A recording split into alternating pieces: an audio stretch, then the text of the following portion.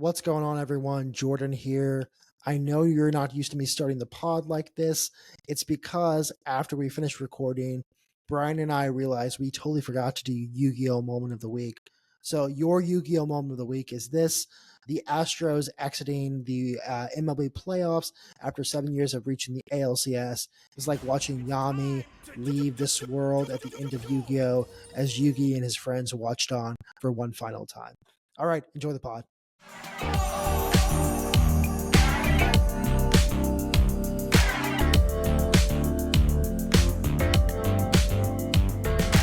Usually we start the Moonstamp cast with a joke or a quip or something kind of funny to get you drawn in. But today, we might have seen the end of the Dynasty. So we just want to start with maybe a eulogy in some sense. So I'd like to welcome the Dana Brown to my Jeff Bagwell, Brian. Brian, how are you doing? Horrible. That was disgusting. I really don't know why we got our hopes up. This team has been very inconsistent all year, but 3 runs in 2 games with 13 or 14 people left on base is horrible. But to look positively on the past, 7 AL West championships. That's not the word for it. Titles, thank you. 7 ALCS appearances, 4 World Series appearances, and 2 World Series since 2017. It's a hell of a run, but it was just a horrible way to go out. A fucking candle in a hurricane way to go out. Just absolutely blown over. It felt like this team never got into like the last gear this entire season.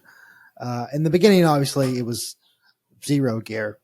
And from there, like even when they did well, it never felt like they were really hitting on all fronts. Either the pitching was a little suffering or the batting wasn't making it. It just never felt like a complete team this year, which maybe speaks to the AL West that we won, or maybe speaks to the fact that the Seattle Mariners can't hit the ball. I actually saw that 3 of the top whip pitchers in the AL, they're Seattle Mariners, and so 3 of the top 5. So just has something about their hitting. But I mean, we spoke last week about how we were both relatively incredibly grateful for this entire experience because we don't take for granted the fact that we saw the greatness from the Astros and the years from like 2016 to, I mean, even the thing is making the playoffs is still no small joke. You still have to like get to the playoffs. And so I don't know. I am sad to have seen what happened today. At the same time, it felt like it was coming, like with the talk of people leaving, with Bregman, Framber, and Tucker possibly leaving, with kind of seeing maybe the twilight of Altuve's career, and seeing kind of the end of the I don't want to call it the AJ Hinch era when it comes to baseball, but kind of the GMs of that era who are more stats and kind of focused, like Moneyball focused almost, and kind of bringing in this new regime. I'm sad, but at the same time, I think we kind of didn't have that. Like we had high expectations without having high expectations. We knew what could happen at the end of the day. We got hyped up towards the end of the season. June, July, August, September kind of hyped us up, but we should have probably remembered what happened at the beginning of the year. But you talked about people walking. Yeah, our 3 biggest people that could possibly leave are Bregman, Tucker, and Framber. Man, Tucker did nothing this series. I know it was only a 2-game series, but I think he went 0 for, which is terrible. And then I know he's coming back from injury, but man, something would have been nice. Framber, he gave up 3 runs. I mean, it's playoff baseball. Those 3 runs mattered. It was 3-1 yesterday, and it was 5-2 today or whatever. It was just horrible.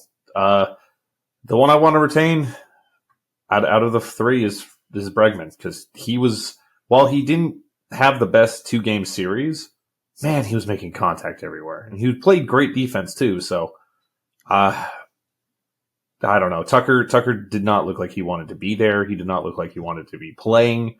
He did not look like he wanted to spend another, postseason going on a deep run, keeping him away from Call of Duty or his vacation. So, man, Tucker is an outstanding player. He's going to get $300 million probably.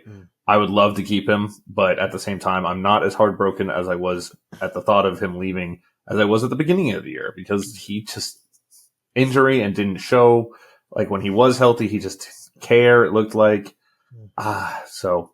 I'm still all in on Bregman. I want a 5-year, 180 or whatever we came up with. That'd be ideal because he is the heart and soul of the team. Framber is just so inconsistent when it matters, man. He's inconsistent, period. He looks like a top 5 pitcher in baseball, and then one thing will go wrong and he'll completely mentally collapse, and then he'll start tipping his stuff, or he'll just start over pitching. And once he gets in his head, or once he starts bad, there's no recovery. It's not like a JV situation where he has, JV's not great in the first inning most of the time, but he normally calms down and then goes on a nice run of it. Framber, as soon as something goes wrong, he collapses, and it sucks. We were talking about him being the franchise. It depends how much money we want to give him. I don't know. I love what we saw out of Arrighetti. I love what we saw out of Hunter Brown. Blanco, if his arm didn't fall off, which I think we just used him too much at the beginning of the year. If we can re-sign Kikuchi, if we can get Luis Garcia back, if we can get I almost said JV, but man, he did not. I mean, who knows? He's also coming back for an injury, but his body language gave out that this is either his last real run at things or maybe even retirement. I don't know. Only him and his wife know, but I mean, they may not even know yet. He's going to take some time to think about it, but man, I don't know. If I had to place money on the JV situation, I am leaning more and more towards that he may just say la vie. It's the end of this, my time in the MLB, which again, as we know from sports stars, sometimes it's impossible to say goodbye when you go out on your own terms. So we'll see what happens with him. I think you had talked about last week how Framber seemed to actually be okay for a second because he was giving up some runs, but it seemed to calm down. Turns out you can't kill, you can't kill the franchise in the worst way possible. So he continues on. But yeah, I mean, again, of all managers to beat us, I feel the least worst about AJ Hinch beating the Astros, just because I was on the, hey, bring AJ back train for a long time. Because, not to say he did nothing wrong, but if Alex Cora can go back to the Red Sox a year later, I think AJ Hinch could have come back a year later. That's just me. But all in all, I'm happy to see the Astros somewhat succeed in winning the AL West again. At the same time, I remember I wrote a blog about the falling dynasties, and it was actually April. I said May last time. It was actually April. And one of the main points that I had in that was sometimes you just have to let things die because they die. Time goes on. Dynasty, you rarely get a Patriots dynasty where you go for 20 plus years. Usually you get, something like 5, 7 or so. You don't get a Chiefs that often. I say you don't get a Chiefs that often. We went from the Patriots to the Chiefs, but you don't get a dynasty that often that lasts for as long as the Astros have. So if this is the end of the Astros dynastic period, I am very happy with what was achieved. As a boy who went to Astros games, his mom pulled out of class to go to Astros games when in elementary school, who saw the Morgan Ensbergs, the Jeff Bagwells, the Craig Biggios, the Willie Tavareses, the Jason Lanes. I can go on. And to, the Astros, the Disastros, to this beautiful period of life. I can't complain. I'm happy with what we saw. I'm happy with kind of, if this is the end, how it ended. Even though it was a whimper, it still felt like a bang. Real quick to go on to what you said about AJ Hinch and to the Tigers. What a fun team, dude. We had to think about that the new sports meta is the power of friendship. Mm-hmm. I think I said in the chat, what they have is a bunch of Michael Brantleys right now, it feels like. Just singles and doubles, getting men on base, taking walks, and taking what the pitcher's giving you, not going for the long ball. Man, dude, I'm not going to be upset if the Tigers really go on a run on this thing and win it, dude. Yeah.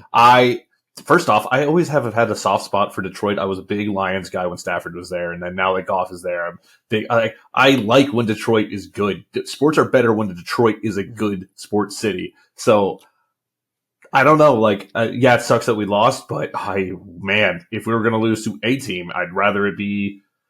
If it would have been one team this year, it would have been. I wouldn't have hated the Royals, and I wouldn't have hated Detroit, and that's who we lost to. Man, I'm actually excited to watch them in postseason baseball and not have any emotional investment into it because they do really feel like a fun team. They're small ball incarnate, which is actually quite fun to like. I'm a hater of three true outcomes baseball, so like a small ball team that plays well, I'm happy to watch it. I also think maybe there's something to be said about Detroit being the heart of America in some sense, because whenever Detroit is good, sports are better. That's a longer blog for me to write at some point. But the only team I don't want to win, like genuinely the only team I do not want to win anything, is the Yankees. I can even stomach the Dodgers winning because I like Ohtani. Like I think everyone in America likes Ohtani. I think everyone in the world likes Ohtani. I can't stand the Yankees, and I need them to keep losing. I've got even one on top of that for the Dodgers. If it's Yankees-Dodgers, I'm going for the Dodgers. Now, Dodgers are number 2 team I don't want to win at all.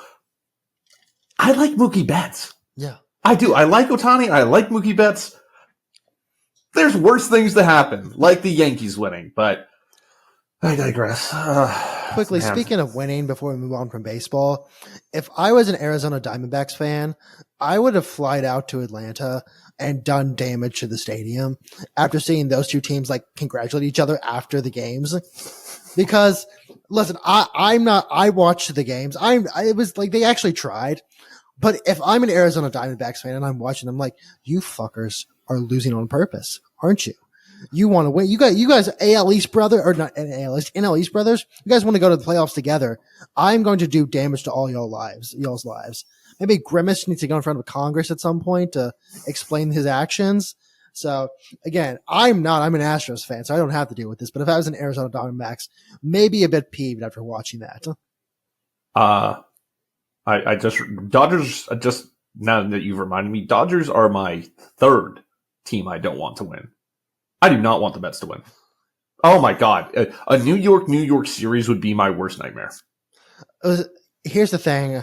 I think there's something in the air for a Subway Series and the World Series. The Yankees are good. Sadly, the Mets are good. The mayor of New York's indicted. There's something about just New York being back right now. Speaking of the power of friendship, there is NBA news this past week, which one of my really good friends is a Timberwolves fan. And I sent him on Friday night. I said, hey, Cat's on the Knicks now. And I think I had to go do something. And I came back to about 25 messages in all caps, screaming his head off. Because that team felt like the power of friendship. I mean, maybe not Nazarene, but that team still felt like the power of friendship incarnate with Ant and Cat, and just something was about that team that they could actually make a run. And now he's in New York, and Julius Randle and whoever else is now in Minnesota. So I don't know. It felt weird that seeing Shams tweet that and then Cat tweet out ... he didn't know what was going to happen. It just felt like a weird trait to me. Well, you could go the power of friendship the other way. They had the Nova Knicks, and now that Nova Knicks is broken up. Rest in peace. Again, that was I'm not going to say I don't watch a ton of NBA. I'm more of a college basketball guy. That's just my shtick. I was genuinely excited for the Nova Knicks. Just because, I don't know, it's just a cool concept to have all these guys who played together in college playing together on one professional basketball team. Rest in peace, apparently. Still you have a lot of Nova Knicks, but it's not the Nova Knicks that we were expecting. I don't love the move by the Knicks, to be honest. Cat gets a lot of hate. I'm not the biggest Cat fan, but Cat gets a lot of hate. He's a good player. New York is a different beast. When a player goes to New York, now granted, he was traded. That's not on him. New York, and especially New York's media, is brutal. And if you're not fortified and ready to deal with that, it will tear you down. I saw someone say, Cat, please don't use the voice in New York. They'll kill you. But yeah, no, it doesn't like it from a basketball perspective. It actually feels it's a good fit because it helps the Knicks plug holes where they had some holes. I don't understand apparently from the Timberwolves perspective, it was a trade based on money and cap space and needing to find cap space. Because Rudy Gobert. Yeah, Rudy Gobert. I think it was horrible trade, horrible contract. Yeah. It like made sense from a money perspective, from like a basketball perspective, from a team that I almost made to like, I'm not gonna say almost made to the finals, but they were closer to the finals than they would have been without Cat. It just feels like weird situation. If you're the Knicks, you should feel good. If you're the Timberwolves, you should feel badly. Especially from like a friendship perspective. Now Gideon's not going to go to their games. Is this the first for me? It's the first meh trade, as in like good players were exchanged. I don't think either one of these teams are contenders. Nova might go on a run, or no, Nova. Knicks might go on a run, but I don't. The West is too stacked. And I don't know. The Knicks, between Philadelphia, between Milwaukee, between Boston could come out as the East again. I don't see the Knicks beating either of those three teams if healthy. That's the biggest thing. It's all about health. If healthy, I can see the Knicks being the 4 seed and getting bounced in the second round, but maybe a conference championship, but I don't see them going all the way now. Genuinely, I think the Celtics are going to win again. Like they just returned everyone. They look good. They have like gold medal winners now. Like Derek White's a gold medal winner now. Realistically speaking, just from, again, a very outside perspective from a guy who watches college basketball instead, it looks like the Celtics have this in the bag again. I don't see anyone who can take them out. Like truly nothing. Maybe the Timberwolves with the power of friendship, but they no longer have that. So I don't know. It was a weird trade that made sense once you got the details from the Timberwolves side. From the Knicks side, it actually makes quite a lot of sense. So good for them, but also, I don't know. I don't think Cat fits New York. Cat just like as a person doesn't fit New York. So we'll see what happens with that. You got a soccer update? Yeah, soccer update. I don't really have much. Man United sucks. Liverpool's playing well. That's about it. Like there's just, nothing crazy happening. There was a fun moment where at Bournemouth, they announced during the game that the last train to Southampton was canceled and they all cheered. So, because they were playing Southampton, and it was very funny. That's about all I have when it comes to soccer. Not much this week. I've been probably also watching a lot of baseball. College football, I'll do a UH hit real quickly. Defense kind of is good. Okay, that's the end of UH. Shut out in back-to-back games, dude. Not optimal. Yeah, our offense sucks, but I also think Donovan Smith's not that good. Also, actually, I saw someone make a tier list on like the Big 12 teams, and it was like, you had like contenders, like blah, blah, blah. And then you had just Houston, and then you had Houston and Kansas. And then I was like, spin zone. We're making enough of an impact that we have our own section. So realistically, that's a real win for us. There's really not much to say other than Willie Fritz kind of got screwed when he came into this season. He didn't really have any recruits. He had to go through the worst part of the transfer portal. I don't know what anyone expects. Like, we're a basketball school now, so who cares? But yeah, that's true.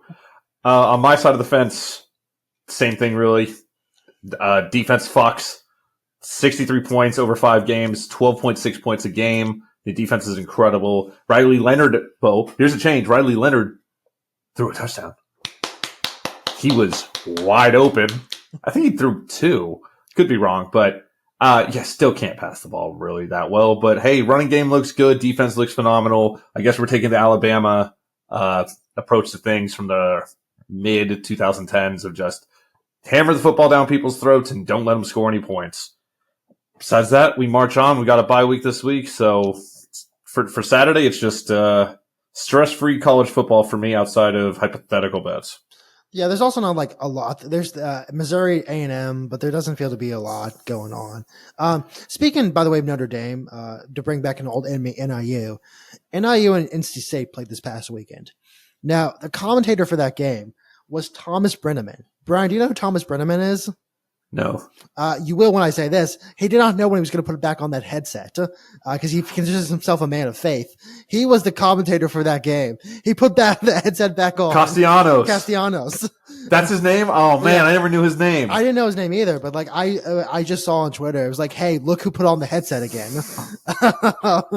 It's just funny because it's NIU and NC State, but what a great, like, still one of the funniest videos of all time where this guy's apologizing and Castellanos is just raking it, which I do think we maybe crossed the Rubicon with the Castellanos bad things happen play.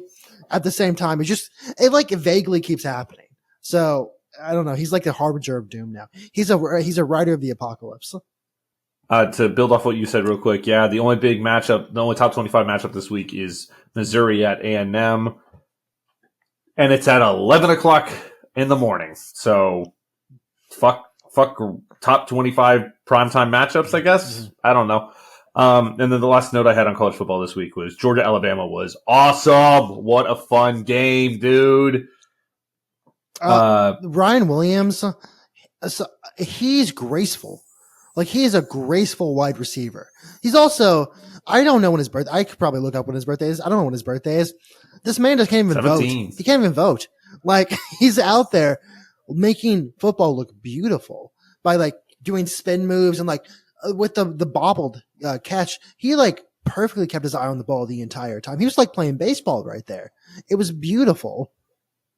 If Alabama goes on to win the national championship, far cry. This is early. Far cry. I'm saying if they do, I don't know when his birthday is, but if he smokes a victory cigar, that would technically be illegal. I also saw, okay, I did not fact check what I'm about to say anyway. I saw that Serena Williams tweeted something about, hey, they're way to go, cousin. Now, if that's true, if they really are cousins, that family is just whatever's in their genes is. I think she just said cousin because same last name. I do too. But who knows? They might be related. But it's just funny in general that she said that. Speaking just of good players, Jalen Milroe, by the way, looked phenomenal. He's first half was fantastic, dude. He's probably what I'm going to call third in the Heisman race right now. Who's 1 and 2? Ashton Giante and Travis Hunter. Because Travis Hunter got another interception and touchdown this past week. And like, I just can't fight that. I can't fight that. Like, Jalen Milroe can like throw for 700 yards, 7 touchdowns, whatever. But I'm like, yeah, but he's catching interceptions and touchdowns. Like, I can't fight that.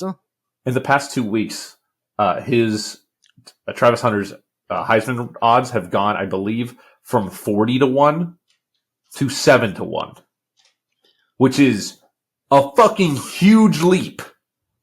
So, man, I don't know if he keeps this up. If this is a full season, if he keeps this up, I don't know how you don't give it to him. Well, also they're on bye this week. I know how you don't. If you have Ashton Giante, I don't know if you know who that is. The Boise State running back. The boys, yeah. Who, by the way, I was listening to the commentators on the game speak. He didn't even become a full-time running back till senior in high school. Which funny how that works out. Currently, right now, he has it's like 845 yards, 13 touchdowns in 4 games, one of which he only played one half for. Now, he's playing, let's say he's playing some cupcakes at the same time, Brian. That is an insane number. Like, when I say Travis Hunter, when he has a touchdown and interception and I can't fight that, these numbers are like unheard of. Like, these are numbers you get playing on easy mode in NCAA football. That's when like you create your road to glory is like a guy you make 99 overall and you play him, in Middle Tennessee or something. Also watching him run, speaking of Ryan Williams with that, he looks beautiful when he runs. Like, it's just something, I don't know what's in something like the water right now or what. There's just like ballerina-esque flowiness to the way he runs. I know, it's beautiful. So I'm more of a reactionary than a guy who goes out and knows things. So I'm reacting to the fact I saw him actually play, but he looks great. So theoretically, he seems to be the front runner. It seems to be him, then Travis Hunter, then Jalen Monroe, then Cam Ward. But obviously it's week 4 and things can change as the season progresses. That's right now what I'm looking at. So I don't give my college picks out because I'm bad, and that has continued.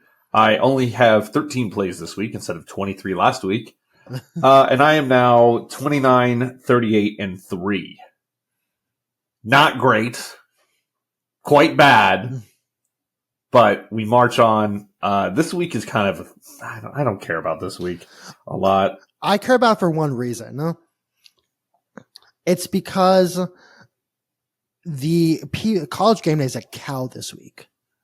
Now, that is hilarious to me because Cal has basically memed its way into a college game day. I don't know if you've seen, I've seen it referred to as the Coke v. Woke battle. Who are they playing? Miami. Oh, okay. Yeah, I'm in. Yeah. Fuck yeah. You can there's an argument to be made that Washington State back in the day memed itself with the flag into a college game day. But this may be the first instance of a team that's not really it's not known to be a good college football team. It's not really we're not looking at a great college. They lost to Florida State. They memed their way into college game day. And the thing is, it's going to be hilarious because I imagine they're going to have a great time with that. Like Nick Saban's not going to know what's going on when these guys are to show up with AI photos of Karl Marx as a duck. I love everything about it so far.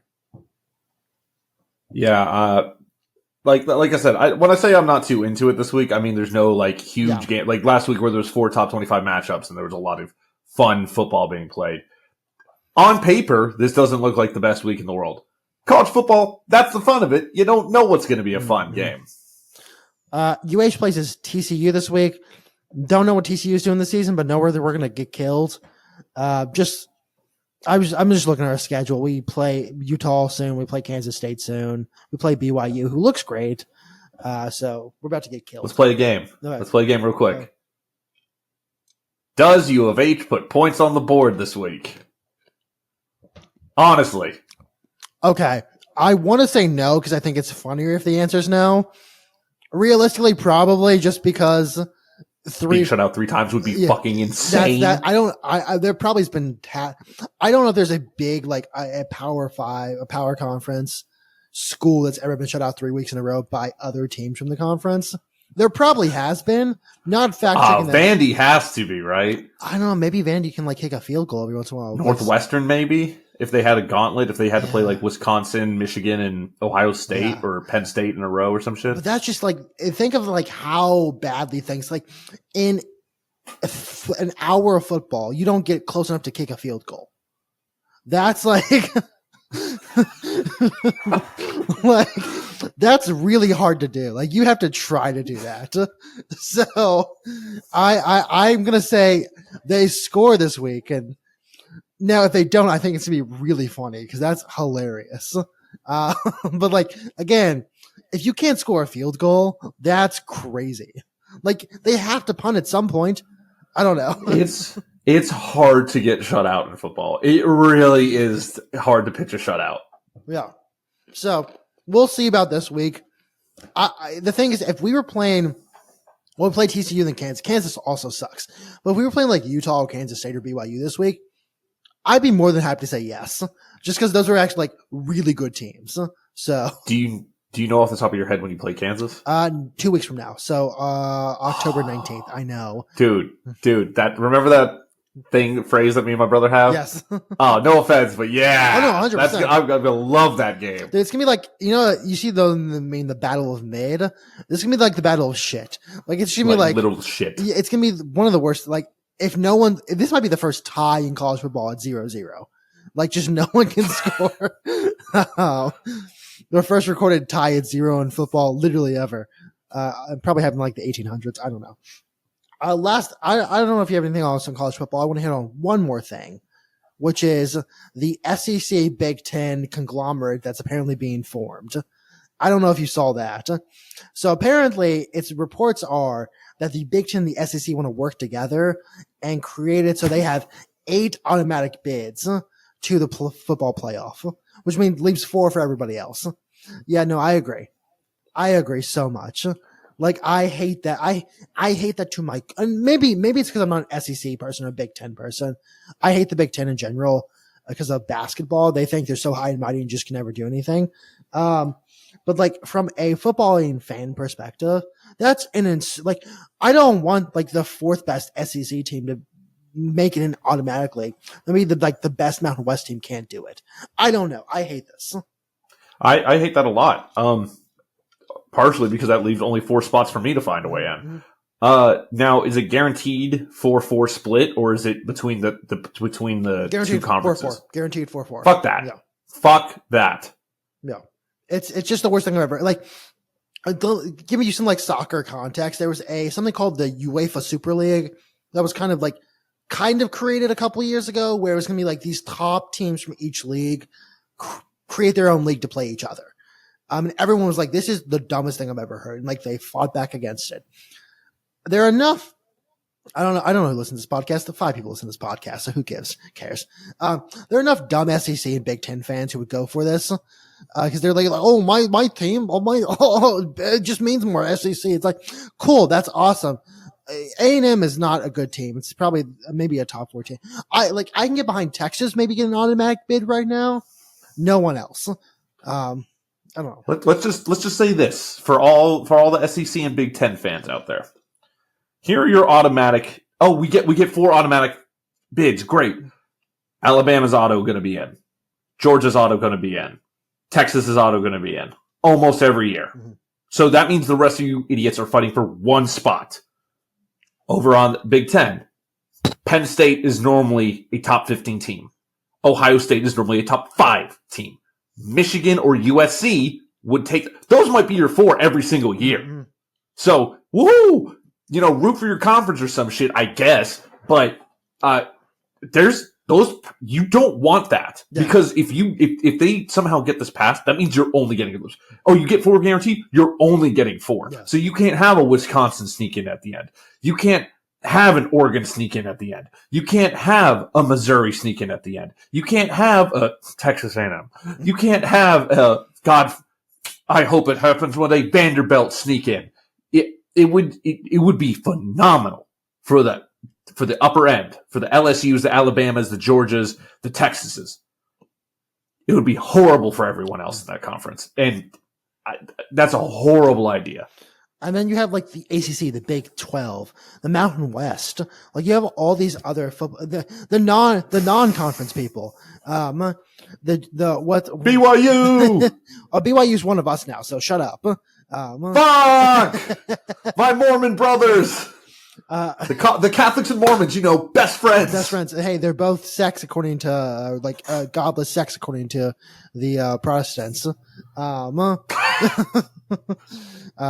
But yeah, so that was the last thing I want to cover in college football. It's stupid and I hate it, and I hate the Paul Feinbaums of the world who push listen, the SEC is a good footballing conference. Let's not pretend that. At the same time, they're not the only footballing conference. So I don't know. I'm a hater. What can I say? I'm a hater. At that point, why don't you try and establish a conference tournament? Take your top 4 teams. I mean, this is just proving the point a little bit further that within the next 10 years, the SEC and Big Ten are going to try to combine each other and make like a super conference and leave everyone else out. I hate the Big Ten, for the record. I hate the Big Ten. But that's why. So it has to do with so when it comes to college, it's all about college basketball. They think they are so great in college basketball. If you look at like who's on the college basketball selection committee, it's insane, Brian. It's like 75% of them have a connection to the Big Ten. And that's why you see Big Ten teams sneak in all the time. When it's like, oh, why is Michigan in there? Like this last season, it's like, why was Michigan in there? And again, good football in school, but they just maybe not deserve the spot they got in the March Madness. That's all I have to say on that. Whenever we get to March, I will like go on a 20-minute rant about that because I've like done so many investigations into that. Good news. That will probably dominate the podcast because the NBA and NHL regular season will be going on, which actually this podcast might be a good idea for you and I to just draw teams out of a hat and find an NHL team to try and get into that. Because I've never been into the NHL. I tried a couple years ago when the Kraken got added on. Or was that last? I think this is going to be their third season. Yeah. I never got into it, but this would be a perfect reason for me to pay attention. Yeah. Other than the only thing, no Dallas Stars in there. I can't do it. Yeah. Okay. Cool. Then actually, that's a great idea. We should do that. We'll figure that out later. Transitioning to other football, the Texans are 3-1. Whoa! We look really fucking bad though against a really shitty team. Brian, you were at the game. I want to see what you saw from your fan's eye perspective. Huh? What the fuck are we doing? What the fuck are we? We can't run the ball very well. But granted, our Dameon Pierce and more importantly Joe Mixon is out. Our offensive line is infuriating. The only offensive lineman I don't want to slap is Blake Fisher, who is a backup. Laremy Tunsil's going for the record, I guess. The most penalized player of all time, maybe. He's going for like I don't even know offensive lineman, dude. He's going for an Ohtani record. Huh? He's going to have like a 50-50, but all 50 penalties worth 50 yards each at some point. Now on the other side of the ball, Danielle Hunter. 10 total tackles, 1.5 sacks through 4 games. Not wonderful for what we paid. Huh? The guy we gave up, we didn't give him up. It was a no trade. The Vikings we signed Danielle Hunter. They got Gennard. Gennard had 3 sacks against us. Did we sign the wrong person? Should we have kept Gennard? I don't know. I just so this is from Kenyon Green, by the way, is one of the worst offensive linemen I ever watched play the game. Oh God. He was really bad. I don't know if he is not strong or what's going on, because I say this is a guy who clearly is not as strong as him, but I don't know if he's not strong or what's going on, because he can't stop anybody. They target him expeditiously, and he'll just give up. He's just not strong enough to hold the line, which again, maybe he just, I don't know, maybe he's going against, but he's not going through against the best guy. So I don't know. I watched highlights of that, infuriating. Like I said with Tunsil, hey bud, what's up? Hey bud. Hey, genuinely, what is up? What is up? What is up, bro? Bro, what is up? Joe Mixon, please come back. I miss you. Please. I know I made fun of you, but when you first signed, but please come back. Also, I'm starting to tank Dell agenda. My tank Dell agenda. This is completely without bias. I say with complete bias. I think if he had been in the game and CJ hadn't only looked at Nico Collins half the time, maybe we'd have done a little bit better on offense. So I've got 2. One's a half positive, and then one's a full positive, and that's really all I have on the Texans. But though I do have a hypothetical for the positive. But the half positive is the secondary looked a lot better, with a lot of help from Trevor Lawrence not being great. Trevor Lawrence overthrew, underthrew, just completely missed targets, missed wide open people, and did checkdowns instead. But the secondary looked pretty good. Building stone or building blocks? I don't know. We're not going to play Trevor Lawrence and the Jaguars every week. In fact, this week we have a very hard matchup that you and I both chalked up to a loss before the season. And now the way that we played the first 4 games, I'm like, I think we're going to get slaughtered. But even without Von Miller, for the record, I think we're going to get slaughtered. I mean, Von Miller hasn't looked good since he joined the Bills. He's getting kind of old. Von Miller's 35 years old, buddy. Trying to maybe think about, especially as a defensive end, or maybe. I don't know, but it looks like he's lost a step. Let's continue. But holy shit, when he was with the Broncos, him and JJ were the fucking 2 best defensive linemen in the league besides Aaron Donald. Anyways, the positive, Nico Collins is amazing, and he's on pace for 2,000 yards. I can only think of one receiver right now. If someone called us and was like, hey, straight up, no picks attached, no other players attached. You give us Nico, and we'll give you him. I can only think of one receiver that I would do that right now. We're 4 games in, smaller sample size, and that's Jay Jettas. That is Justin Jefferson. Mm. Other wide receivers I can see made arguments for, and their fan bases, of course, are going to support them and say we're idiots for saying it. There is bias here. But the other ones I could see, CeeDee Lamb is phenomenal. Jamar Chase, Tyreek Hill, and Amon St. Brown. Can I throw an extra pick in there? Yes, of course. This may only be because this is the only person the quarterback throws to on that team. Malik Neighbors. He's looking pretty good this season, but it's maybe only he looks pretty fucking good. Maybe only because I almost call him Daniel George. What's his name? I forgot his name already. Who cares? We'll only throw Daniel Jones. Daniel Jones. Thank you. We'll only throw to Malik. It is like actually kind of genuinely disgusting to watch, but he looks phenomenal. So I'd like to add him to this hypothetical list. I do feel like I am forgetting someone, but those are the receivers.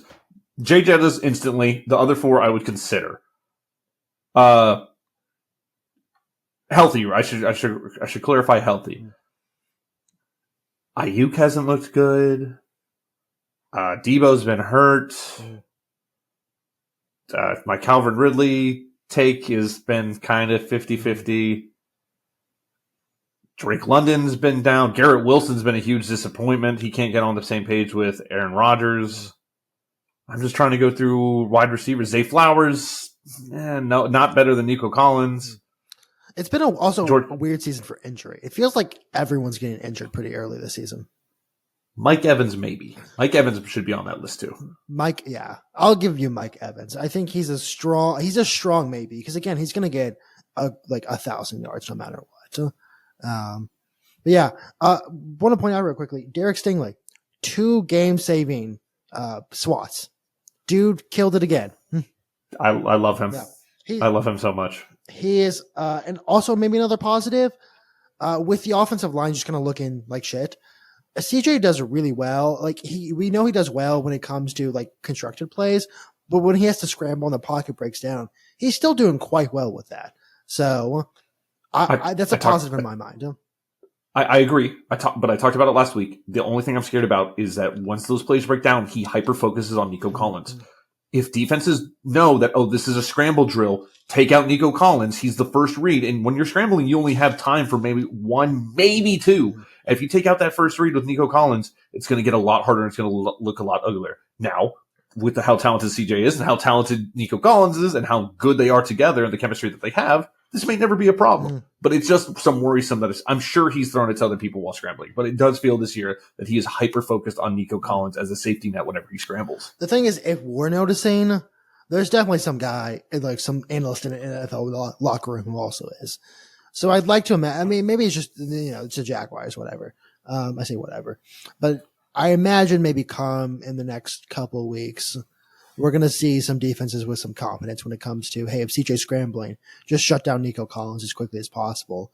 And he's not going to really he's not going to have time to look elsewhere, or if he does, he's going to make a bad throw. So going around the league, I only got 4 other notes. I'm sure you have some. We can briefly talk about it. We are running a little long. It's okay though. It's a big baseball week. I mean, baseball talk's basically going to be a lot shorter now that the Astros are gone. Yeah. But Chiefs find a way. They just find a way to win. It was ugly win. Patrick Mahomes took out his own wide receiver. That sucks. I'm not laughing at injury. It's just it was a bad injury to look at. It was just maybe don't get involved in the play, Patrick. I know you threw a pick and you want to make up for it, so you want to get a tackle.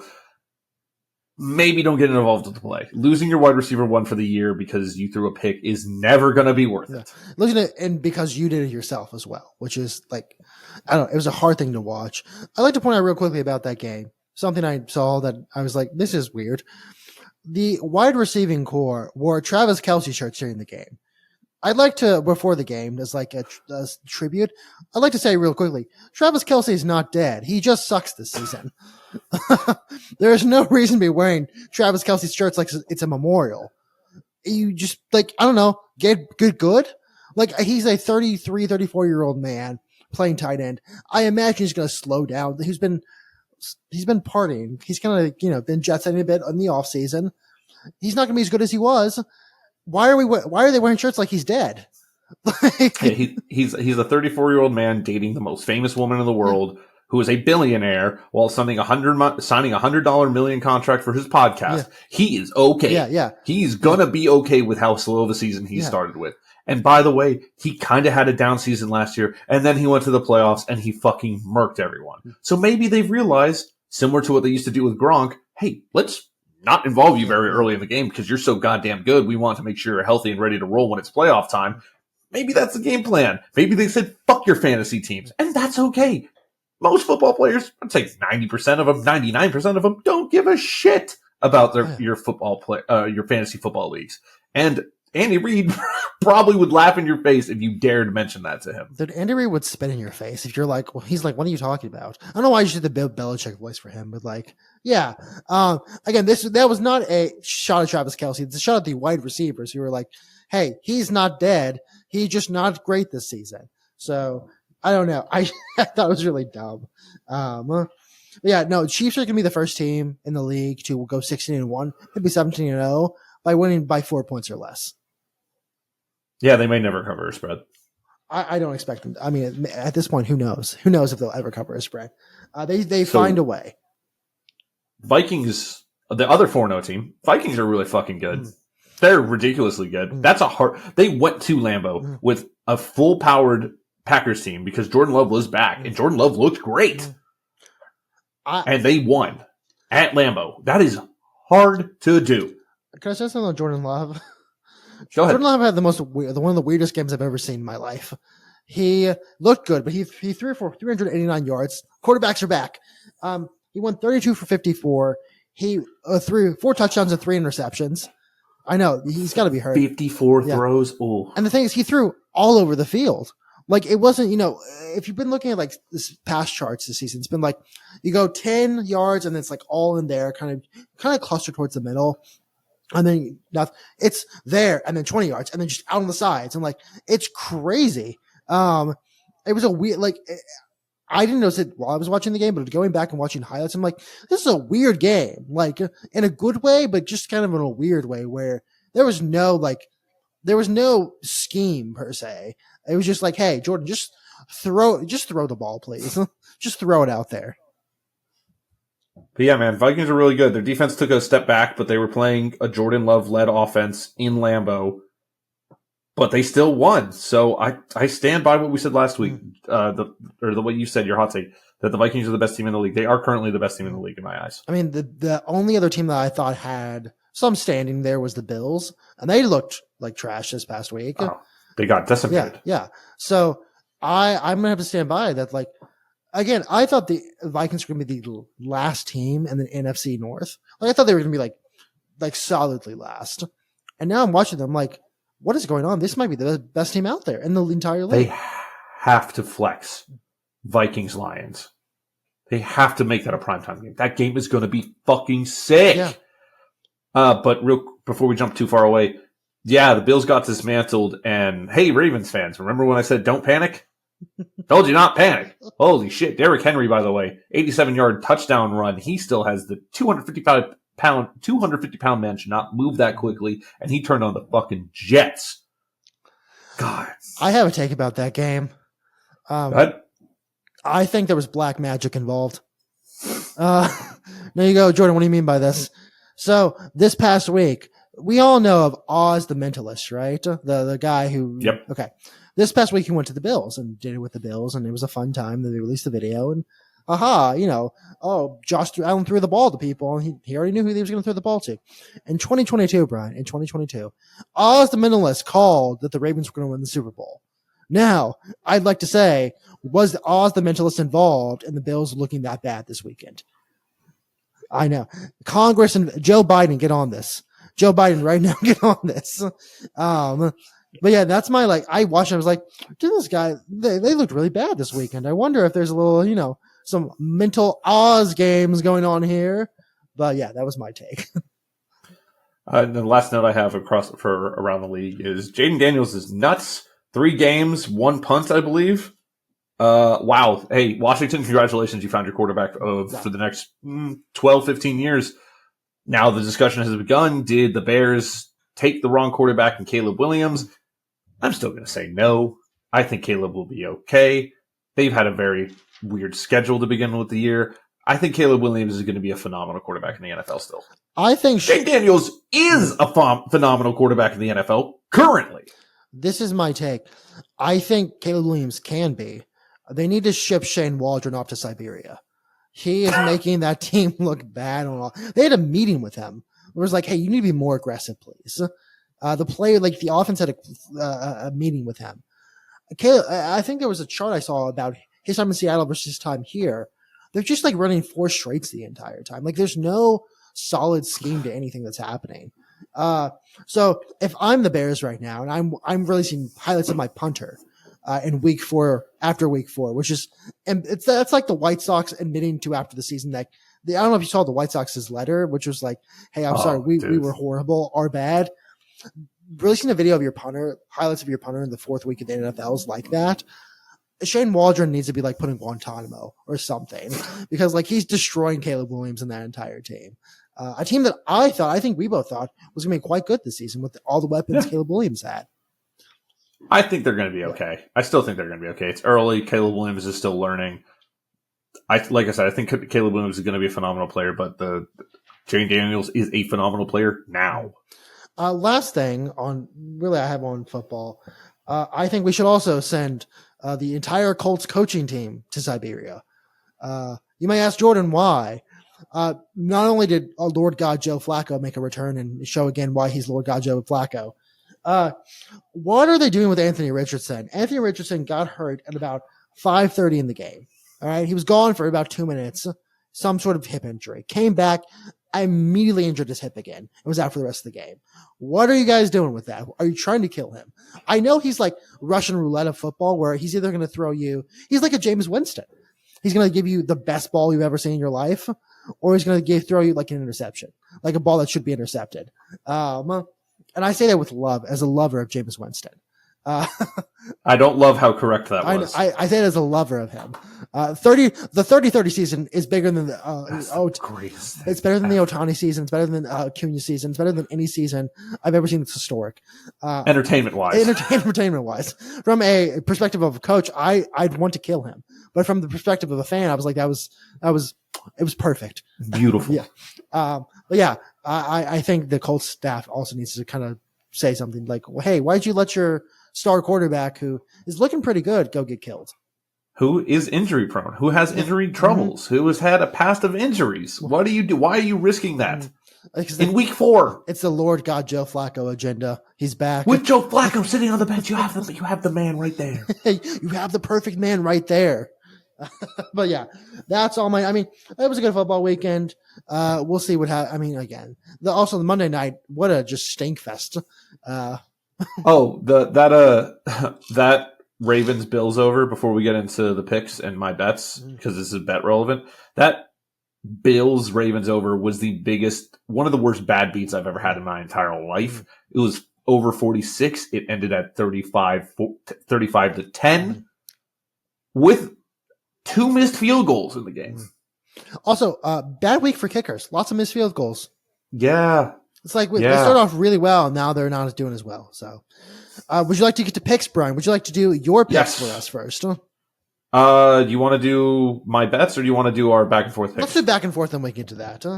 Okay. All right. Do you need me to? Did you map them out? I'm all mapped out. Actually, I'll go real quickly. I was 8-8 this past week, which makes me 31-33 on the season. Don't remember exactly what it was, but I am now 38-26 on the season. Start our picks. Bucks, Falcons. Bucks. Jets, Vikings. Vikings. Ravens, Bengals. What do I have? I have Bengals. Really? I have Ravens. Okay. I don't know. That's the division that you throw everything out in. Here's the thing. Anyone can beat anyone. Here's the thing, Brian. I realized my entire vibe, like the way I pick, is based on the most related, like the information I have from the last week, and also the vibe. Like I'm gonna pick the Cardinals in a second, only because I pick them every week, and at this point, I just can't stop doing it. It's because you love Kyler Murray. Dude, he's got to get him in before the Call of Duty comes out. He's my short king. Bills, Texans. Yeah, that's a Bills victory. Yeah, Bills. Dolphins, Patriots? Patriots. How about the Dolphins? Panthers, Bears. I have Bears. Bears. Actually, Andy Dalton's still starting. I'm gonna take the Panthers. I think that's one of the closer ones that I could go either way on, but I feel like the Panthers just to sprinkle in some differences, little entropy here. Browns, Commanders. Commanders. Colts, Jaguars. I have Colts. We got Colts. Cardinals, 49ers. Cardinals, because I pick them every week and just they're gonna lose, but I'm gonna pick them again. 49ers. Raiders, Broncos. I believe the Broncos, because Bo Nix looked good this weekend. Raiders. I don't know why I am so high on the fucking. I'm just like, they're turning it around. I like Gardner Minshew, I guess. Who doesn't? Giants, Seahawks. Seahawks. Packers, Rams. I can't find it. I have Packers. I've got Packers. Cowboys, Steelers. Cowboys. Even though I have no reason to believe this, I just say Cowboys. I like the Steelers for some reason. Saints, Chiefs. Chiefs are going to win by 3. I got Saints. Okay. All right, I like it. I think that's more of a hopeful play. They'll lose one day. They'll lose in week 17 to a team that they don't care about. Speaking of hopeful plays, I am currently 34-30-1 on the NFL season. So I'm back positive, baby. Now that I'm back positive, I'm about to go 0-16. Or I guess there's 13 games. 0-13. But here are my picks for the week. Fade me if you must. Bucks, Falcons under 43.5. Vikings -2.5. Ravens -2.5. Bills, Texans over 47.5. Panthers, Bears under 42. Commanders -3.5. Colts moneyline. Cardinals +7. Seahawks -6.5. Raiders moneyline. Packers -3.5. Steelers -2.5. Don't really know how they're favorites, to be honest. And Chiefs -5, even though I picked the Saints to win. They're not going to cover that spread, so sorry. That's just more than 4 is out of here. All right, this is the kind of proverbial end of the podcast. Brian, anything else you'd like to talk about this weekend? No, not really. I talked about industry. This is my third week talking about it. 2 weeks ago, I said, nah. Last week I said, still good.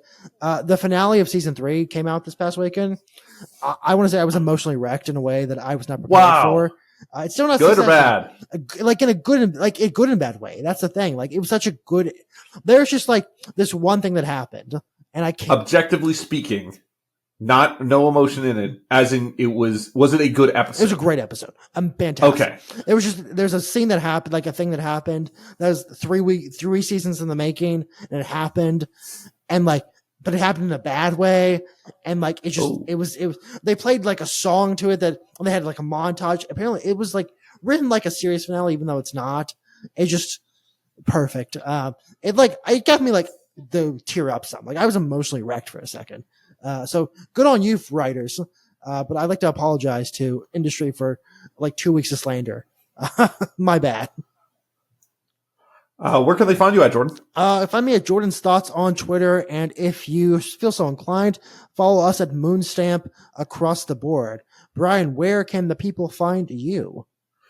You can find me at Auric Polaris across the board, AuricPolaris, especially on twitch.tv/Auric Polaris. This week, Friday, I'm going to sit here with a bottle of vodka, I think. And I'm going to be playing Bloodborne as our buddy Neil coaches me through it. It's going to hurt my soul. That will be Friday, 8 p.m. Central Time at Auric Polaris. I hope to see you there. I'm going to hurt myself for entertainment in Minecraft because I think that's against TOS if I say that about Twitch. Haha! Bloodborne's going to make you forlorn. All right. Yeah. Thank you, everyone, for watching. We appreciate you watching. All new followers across all platforms, thank you for watching if you're watching this or listening to it. Leave us a 5-star review if you feel so inclined, and we will see you next week. Stay beautiful.